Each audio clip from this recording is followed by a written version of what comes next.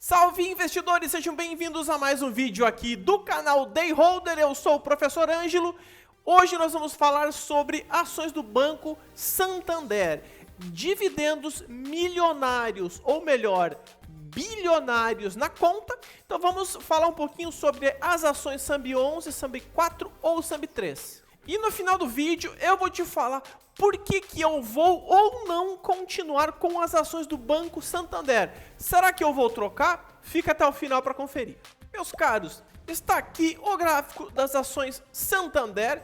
Eu estive de olho por muito tempo, pestanejei algumas vezes para entrar, né? Mas enfim, a ação acabou subindo, estava acima do preço que eu estava disposto a pagar.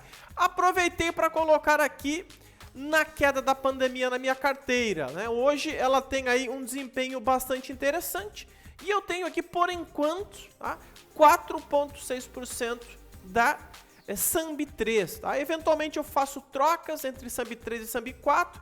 Eu tenho um vídeo aqui do canal explicando sobre isso e tem a playlist Santander aqui que você pode conferir também. E o que todo mundo está esperando, né? Poxa vida, o Ibov caindo, né? O Ibov derretendo aí nos últimos dias, né? Tá aqui até a questão, será que vai subir e voltar lá para os 128, 130, né?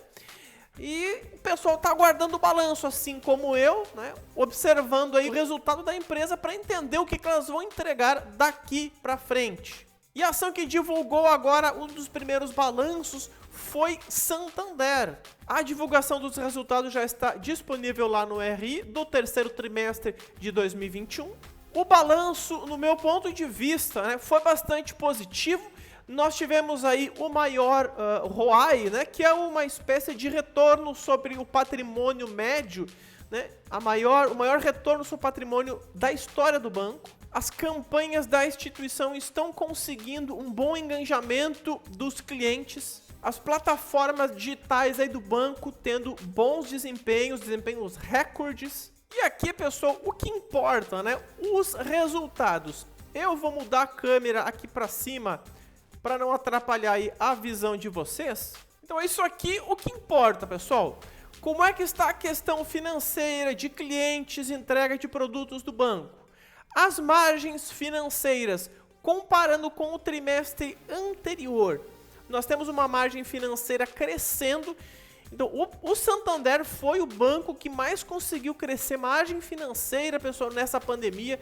Isso assim que alavancou bastante os resultados. Como é que um banco ele cresce margem financeira? Quando ele consegue captar dinheiro barato e vender dinheiro caro. Pô, como é que ele vai captar dinheiro? No oferecimento de renda fixa. Então, mesmo ele pagando muito pouco, os clientes estão dispostos a deixar o dinheiro lá, né? Porque se você deixa o dinheiro no banco é porque você acredita na solidez e que ele vai te pagar isso no futuro com a devida remuneração. E mesmo assim, conseguindo aumentar, tendo em vista o último trimestre e comparando com o ano passado, ele cresce 17% em margem. A receita total crescendo 7%. Pô, professor, mas só 7% a receita? Sim, gente, o que nós temos que observar? A eficiência, tá? Tendo uma melhoria na margem, a empresa ela vai naturalmente, com o passar do tempo, ficando cada vez mais interessante, proporcionando mais rentabilidade para o acionista. Então a gente não está falando de um boteco, né? Um negocinho talvez aí de fundo de quintal. Nós estamos falando de uma empresa que receitava no passado quase 17 bilhões. E nesse montante aí a gente conseguiu crescer 16%. É bastante coisa. Hoje nós temos uma receita total de quase 20 bilhões. Eu reitero sempre minha tese, pessoal. O momento que bancos vai começar a dar fumo aqui no Brasil, na minha opinião, está muito longe. Pelo contrário, tudo que eu vi até hoje, dos meus anos de investidor, décadas de investidor, quanto pior a situação, melhor para os bancos. Mais lucro eles conseguem entregar, por incrível que pareça. Mesmo essas instituições, de certa forma, até rapelando a população acredita e deixa lá dentro o seu dinheiro, né? E recorre aos bancos, obviamente, porque a própria instituição bancária ela faz parte do sistema capitalista. Nós tivemos também um aumento da provisão, o banco, né, percebendo alguma possível situação, aumentou um pouquinho a provisão, isso faz parte, né? Quando você aumenta a carteira de crédito, obrigatoriamente você tem que aumentar a provisão. As despesas também aumentaram 7,3%. O lucro antes dos impostos teve uma leve diminuição e a eficiência final, o lucro líquido do banco cresceu 4,1% comparando com o trimestre passado, mas comparando com o terceiro tri de 2020, ele cresce 12,5%. É muito difícil a gente encontrar uma instituição que cresce nesses patamares com consistência. A empresa entrega aí bons índices de Basileia, hoje na média exigida pelo Banco Central. As margens se mantendo, a margem financeira bruta. E aqui está a explicação, né, para esse aumento aí da lucratividade. O banco está mantendo as margens e está aumentando aqui o número de operações. Ok, pessoal? Então, quando você vê uma provisão aumentando, você tem que logo pular lá para a carteira de crédito. Se a carteira, as operações de crédito estão aumentando, automaticamente a provisão vai ter que aumentar. Não significa necessariamente que o risco está aumentando. O que nós percebemos aqui em percentuais agora, falando aqui da carteira de crédito? Estamos aumentando a carteira de crédito de pessoa física, mantendo o financiamento aí ao consumo e grandes empresas, nós estamos tendo uma leve retração. E isso tem um pouco do Santander no DNA, ele é um pouquinho mais agressivo por natureza aí que o Itaú, por exemplo. A questão das comissões, a gente percebe aqui um aumento nos cartões, né?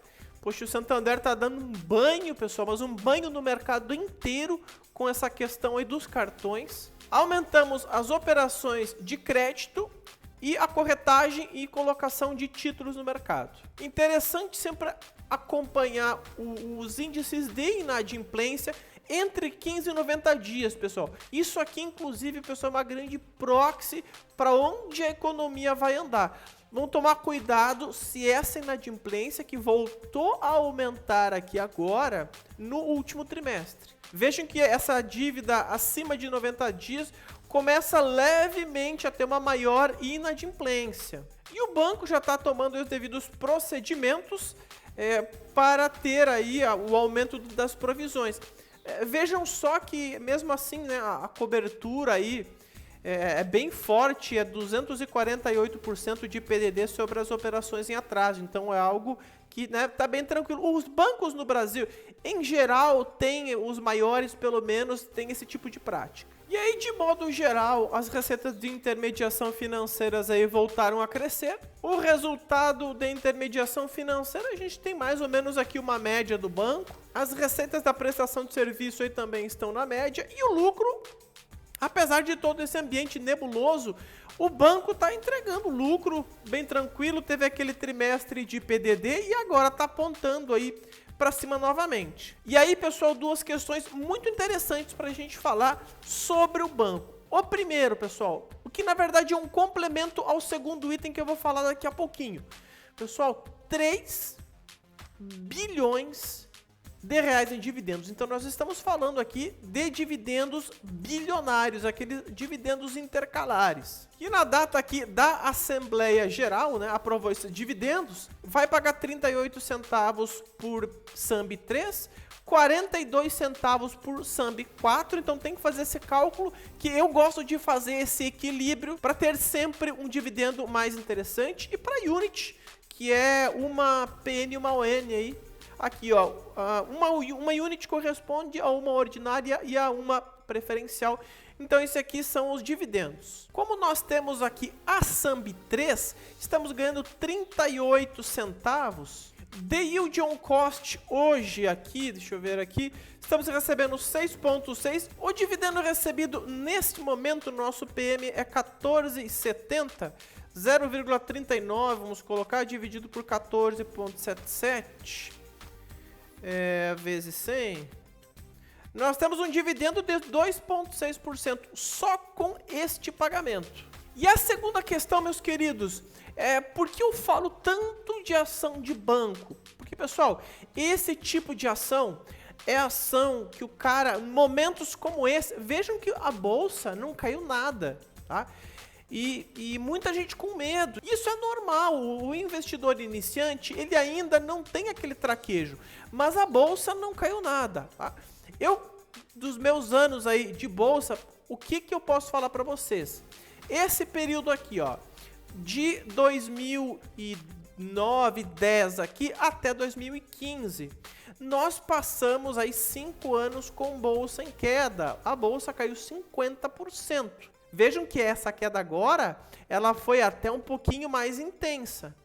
Ela foi uma queda aí de 20% em poucos meses. E aí o que eu posso contribuir com vocês a respeito da minha experiência? Vocês vão ter 5 anos de bolsa em queda. Vocês vão olhar para a ação e a ação está dando lucro cada vez maior e pagando dividendo cada vez maior. Provavelmente o cara não vai vender. Ele vai aproveitar o cara que tem o pensamento certo, o pensamento de longo prazo, e ele vai comprar mais. Qual que é o problema? Muita gente às vezes se ilude com essas ações que sobem estratosfericamente e acha que vai subir para sempre. Isso não acontece, né? Muitas vezes nessa subida, quem tem ação de banco, a carteira até nem valoriza tanto. Mas saibam, esse é o investidor que vai permanecer na bolsa no longo prazo. Ela pode até cair mais, mas o cidadão vai olhar o lucro dela, vai olhar o dividendo e muito provavelmente ele vai aportar, vai melhorar o médio, porque no longo prazo ele só tem a ganhar com ativos de qualidade. Espero que vocês tenham gostado do vídeo. Dá uma olhadinha aqui embaixo. Eu tenho alguns links para te ajudar a investir melhor com relação a imposto de renda, com relação a outros conteúdos também. E nos vemos na próxima. Ações da carteira, mochila nas costas. Eu fui embora. Abração, pessoal.